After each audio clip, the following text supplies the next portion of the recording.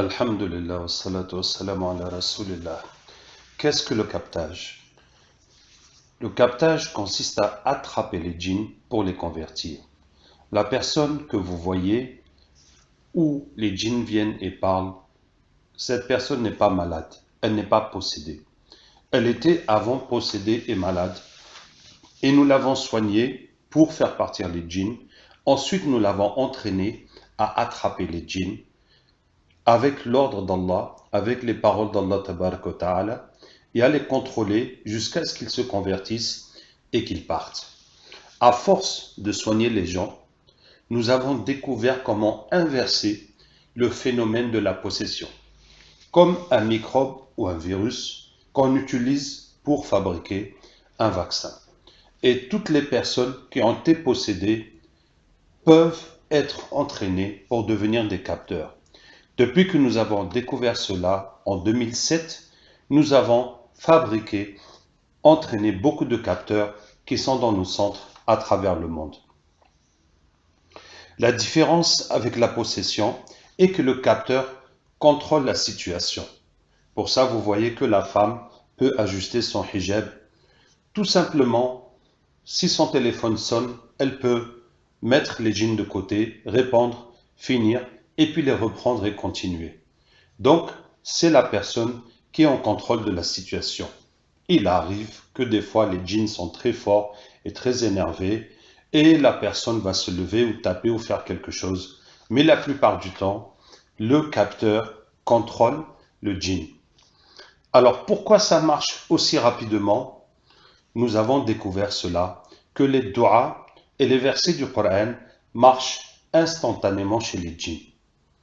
C'est lié à la nature du monde des djinns. Ils sont créés d'énergie et nous sommes créés, notre corps est créé de matière.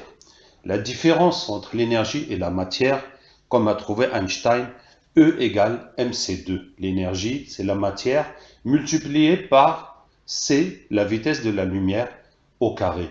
300 000 km/s, 300 millions de mètres par seconde au carré. Donc c'est le rapport entre la matière et l'énergie. Ce qui fait que les djinns sont dans un monde beaucoup plus bas que le nôtre. Par exemple, quand le djinn vient dans notre rêve, pour nous c'est un rêve, pour lui c'est une réalité. Le djinn, en ayant des rapports avec l'homme dans le rêve, peut avoir des enfants. Si le djinn te frappe dans le rêve, tu te lèves, tu es fatigué. Mais si tu le tues dans le rêve, lui, il est mort. Ce qui fait par exemple que l'homme peut voir le paradis ou l'enfer dans ses rêves, ou voir le prophète sallallahu alayhi wa sallam dans ses rêves. Les djinns peuvent le voir directement en lisant les versets du Coran. L'action sur eux est immédiate. Je l'ai découvert un jour. Nous avons attrapé un djinn amoureux d'une fille. Il a accepté de se convertir. Je lui dis maintenant tu vas partir. Il dit mais je suis musulman, je suis prêt à épouser cette femme. Alors je n'ai pas su quoi lui répondre parce que même chez les savants musulmans, il y a des avis divergents sur l'autorisation de marier un djinn ou pas. Mais les savants qui interdisent le mariage avec les djinns, leur argument est le verset wa min ayatihi, parmi ces signes, il vous a créé de vous-même des époux ou des épouses pour trouver auprès d'eux la sérénité. Il a mis entre vous l'amour et la miséricorde. Donc ce verset prouve que Allah a fait pour chaque espèce des conjoints, des époux, des épouses de la même espèce. Je lui ai lu ce verset et il a dit « Ah, Allah m'a donné une femme, c'est bon, je n'ai plus besoin d'elle. » Donc ce jour-là, nous avons découvert que, en lisant ce verset, immédiatement, le djinn aura une femme ou un mari ou plusieurs femmes. Donc on a découvert que les djinns, comme les humains, pouvaient avoir 4 femmes dans la religion d'Allah. À partir de là, on a essayé tout autre verset et ça marche. Et les versets marchent immédiatement sur les djinns. Donc c'est une réalité. Ce n'est pas dire que nous, notre dua est accepté ou que, comme quelqu'un a écrit, que Allah nous obéit. Non. Si vous êtes raqi, ou bien si vous avez affaire à des djinns, dès qu'un djinn devient musulman, essayez et vous allez voir comment ça marche, Inch'Allah. Alors, est-ce que cette méthode est halal d'amener les djinns dans le corps d'un humain et de faire tout ce que nous faisons? Notre travail est un travail pour l'islam. Et j'ai demandé le mufti d'Arabie Saoudite. Je suis resté 3 heures dans sa tente pendant le Hajj. Cheikh Abdelaziz Al-Cheikh, je lui ai expliqué en détail ce que nous faisons. Il m'a dit, tant que ça n'utilise que le Coran et le dua, il n'y a rien de haram. Donc voici la meilleure réponse que j'ai reçue d'un savant. Tant qu'on ne dit que le Coran et le dua, il n'y a rien de haram, c'est très clair. L'argument que certains disent que le prophète sallallahu alayhi wa sallam n'a pas fait ça prouve qu'ils ne connaissent rien à la ruqya. Parce que le premier hadith qu'on doit connaître sur la ruqya, c'est que quand le prophète sallallahu alayhi wa sallam est arrivé à Médine, des sahaba sont venus le voir et lui ont dit, nous faisions la ruqya avant l'islam, est-ce qu'on peut continuer? Et le prophète sallallahu alayhi wa sallam a répondu, récitez-moi vos ruqya, il n'y a pas de mal à le faire tant qu'il n'y a pas de shirk. Donc ça veut dire que la ruqya n'est pas une chose que l'islam a amenée, que Allah a révélé, que le prophète sallallahu alayhi wa sallam a enseigné. Ça existait avant l'islam et le prophète sallallahu alayhi wa sallam a autorisé de faire tout ce qu'il pouvait, tout ce qu'il voulait, tout ce qu'il faisait tant qu'il n'y a pas de shirk. Ensuite, dans la vie des sahaba, le Coran s'est rajouté dans la ruqya. En fait, les raqis qui avaient des paroles pour soigner avant, les ont remplacés par les versets du Coran. La question ne se pose pas, est-ce que le prophète sallallahu alayhi wa sallam et les sahaba l'ont fait? La question est de savoir, est-ce qu'il y a du shirk ou un interdit dedans? La deuxième chose que le mufti m'a dit est que je dis que je prends le djinn, je fais venir le djinn de cette personne dans cette personne, puis il devient musulman, puis il s'en va, il ne peut pas me dire que c'est vrai ou ce n'est pas vrai. Et effectivement, je n'ai pas besoin que le mufti me dise que cette méthode est efficace et que ça marche, j'ai juste besoin qu'il me dise est-ce que l'islam autorise ou n'autorise pas. Comme si tu es un médecin et tu vas voir le mufti, tu lui dis voilà, j'ai trouvé une méthode pour soigner les gens, j'enlève le sang de quelqu'un qui est sain et je le mets dans le corps de quelqu'un qui est malade pour l'aider. Est-ce que l'islam autorise? Il te dit mais mon fils, est-ce qu'il ne va pas mourir? Tu mets le sang de quelqu'un d'autre dans son corps. Tu lui dis ça, cher, c'est mon problème. Je suis docteur, c'est à moi de voir quelles sont les conséquences. Mais est-ce que dans l'islam, il y a quelque chose qui interdit cela? Il va te dire non. L'islam n'interdit pas, mais moi j'ai vraiment peur de ce que tu es en train de faire. Donc l'avis juridique concerne est-ce que c'est halal ou pas? Est-ce que ça marche ou pas? C'est nous qui sommes sur le terrain, qui faisons ça toute la journée avec les patients, avec beaucoup de capteurs dans beaucoup de pays, qui voyons si ça marche ou pas et si ça présente un risque ou pas. La troisième chose que le mufti m'a dit est que il ne peut pas m'écrire un papier pour encourager et authentifier ma méthode, ce que je demandais, une réponse écrite, parce que en Arabie Saoudite, il y a eu beaucoup de centres de ruqya, puis il y a eu des problèmes avec l'argent, avec les femmes, avec la méthode, et ils ont décidé de stopper les centres de ruqya et de dire aux gens de se soigner eux-mêmes. Donc c'est une décision administrative, et donc il dit qu'il ne peut pas aller contre leur décision et m'encourager à continuer mes tournées de ruqya et à établir des centres dans le monde. Voici. Sinon, on aurait eu la réponse écrite qui aurait aidé à mettre fin à la polémique, bi'idhnillah. Ensuite, les paroles des djinns sont-elles fiables quand on pose des questions aux djinns? Il faut savoir que le prophète sallallahu alayhi wa sallam a dit Sadaqaka wa huwa kadhub, il t'a dit la vérité alors qu'il est très menteur. C'est pour un shaitan. Le shaitan ment pour égarer les gens. Comme Allah dit, ya'iduhum wa yumannihim wa ma ya'iduhum ash-shaytanu illa ghurura. Il leur promet, il leur donne des espoirs et les promesses de Satan sont illusoires. Aussi, Shaitan dit aux gens en enfer, Inna Allah wa'adakum wa'ada al-haq wa wa'adtukum fa akhlaftukum.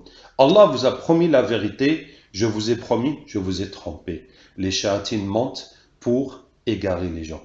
Mais quand vous parlez avec des djinns, normalement, ils ne sont pas plus menteurs que les humains. Par ailleurs, quand nous sommes dans le capteur attrape les djinns, le capteur sent ses émotions et sent ses pensées. Donc, si le djinn va mentir, le capteur va le savoir tout de suite. Toutefois, on croit les djinns comme on croit un témoin, et non pas comme une révélation. Ce n'est pas une vérité absolue, c'est un témoignage. Donc, c'est comme si vous venez dans un pays que vous ne connaissez pas et vous demandez à quelqu'un où se trouve tel endroit. Il va vous indiquer. Ce n'est pas sûr à 100%, mais ce qui est sûr, c'est qu'il connaît mieux que vous, puisqu'il est du pays. Maintenant, il se peut qu'il se trompe, il se peut qu'il ait envie de vous tromper, il se peut qu'il a mal compris votre question. En tout cas, donc les paroles des djinns, nous les prenons comme des témoignages et pas comme des vérités révélées. Pourquoi les vidéos se font avec la même capteuse? J'ai des vidéos avec d'autres capteurs. Mais pourquoi c'est souvent les mêmes? Parce que d'abord, il faut un capteur efficace. Quand le capteur commence au début, il évolue. Donc au début, il n'est pas complètement efficace. Donc il y a des capteurs qui peuvent juste capter pour les patients qui sont devant eux. Si on leur demande de capter pour un problème qui est dans le pays, il va ramener quelques djinns qui peuvent dire quel est le problème, mais ça ne va rien changer au problème qui est dans le pays. Donc il faut d'abord un capteur efficace parce que le but est de changer la situation. Le but n'est pas juste d'avoir des informations, mais de changer la situation que nous traitons. Deuxièmement, il faut que le capteur s'exprime clairement. Parce qu'il y a des capteurs, quand les djinns viennent, leurs paroles sont difficiles à comprendre. Donc, on ne peut pas faire des vidéos avec eux. Troisièmement, il y a des capteurs qui ne veulent pas apparaître en public sur YouTube pour des raisons personnelles. Et quatrièmement, il faut que le capteur soit disponible. C'est pour ça que la plupart du temps, ce sera les mêmes capteurs qui sont là pour faire les vidéos. Pourquoi est-ce que tous les djinns parlent français?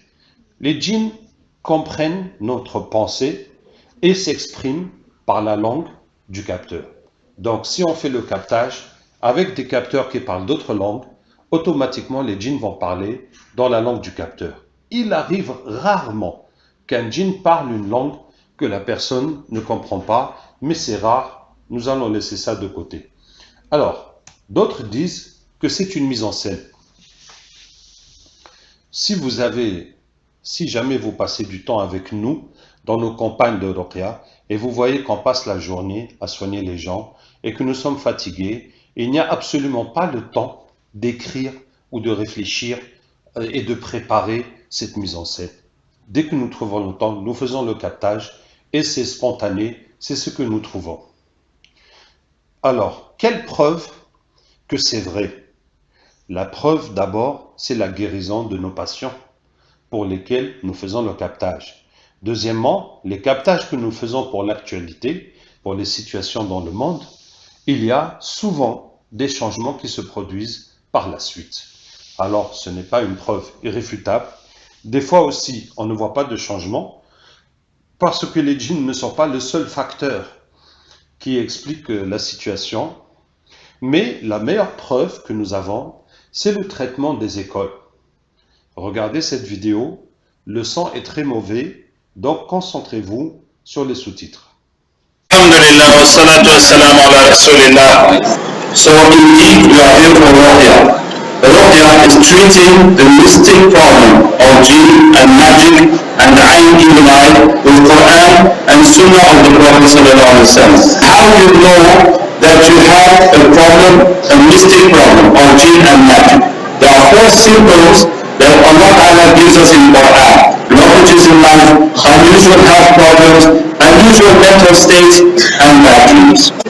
As soon as we start catching your genes and the gene that attack the school, so all the girls will fall, are likely to fall to have crisis. So with this 20, with this 50 girls, it's all girls are going to be crisis. I tell you. Why?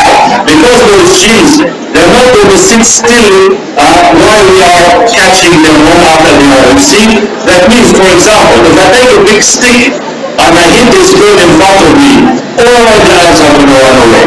That's how it happens.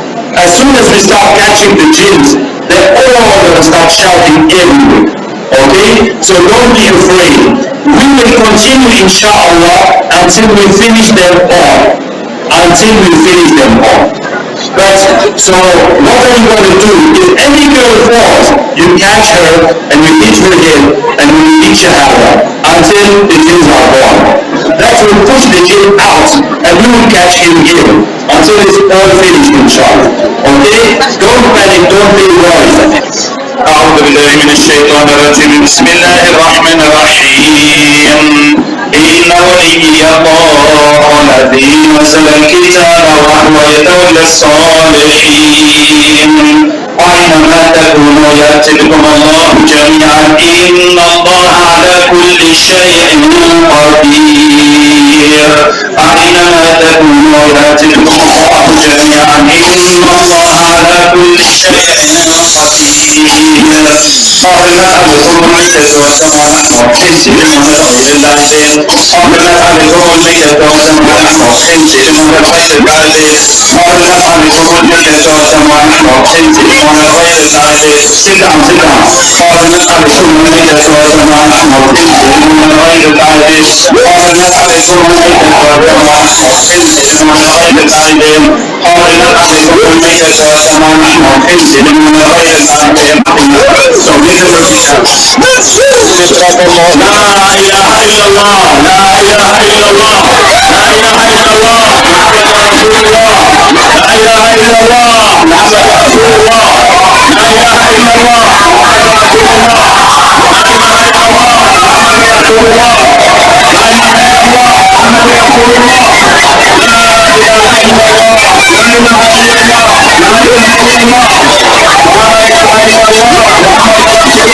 illallah, la ilaha illallah,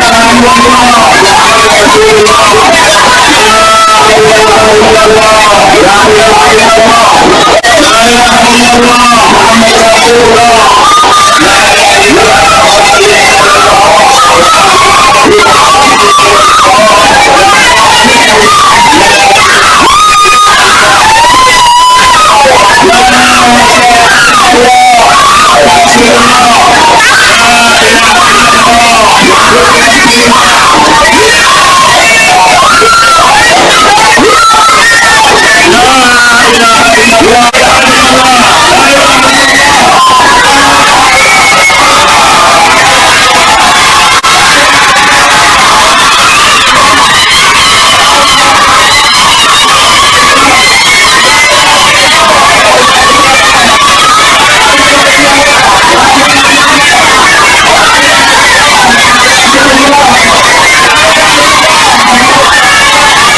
ilaha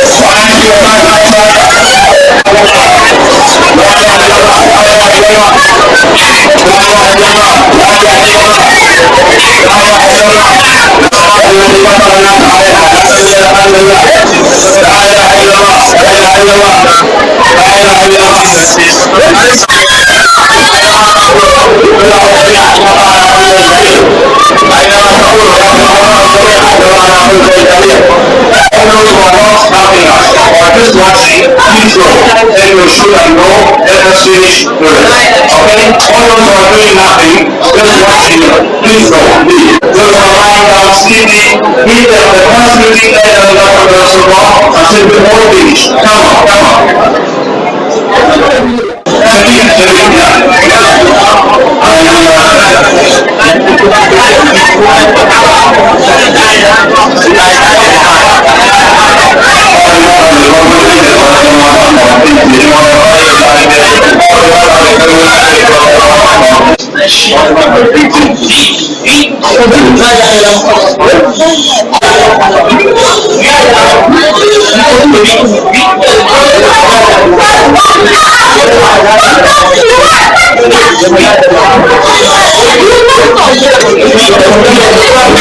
We are finishing the last few words. It's just about 3 hours to the Alhamdulillah. Inshallah, every moment participation. Wassalamu alaikum. Dernier point, qui sommes-nous? Je suis Ben Halim Abdaraouf, je suis tunisien et américain. Mon père est tunisien, ma mère est américaine, j'ai aussi la nationalité française. J'ai eu mon bac en Tunisie, j'ai vécu 26 ans en France. Maintenant, je suis de retour en Tunisie. Je parle le français, l'arabe, l'anglais depuis que j'ai 6 ans. Ensuite, j'ai aussi appris la langue ourdou, pas parfaitement, mais je me débrouille. Je suis ingénieur en statistique et économie. J'ai été champion olympique en mathématiques et je suis converti à l'islam à l'âge de 15 ans et je suis dans les œuvres islamiques depuis ce temps-là et je ne fais que les œuvres islamiques depuis 1995. J'ai écrit, traduit et publié 21 livres éducatifs en islam. J'ai une série de tafsirs, j'ai appris le Coran par cœur. Voilà, et je pratique la ruqya à plein temps professionnellement depuis 1997 et depuis 2005, je passe la plupart du temps en campagne, en tournée pour soigner les gens, pour former les gens et pour propager la ruqya. Qu'Allah Ta'ala nous aide et nous guide. Wassalamu alaikum wa rahmatullahi wa barakatuh.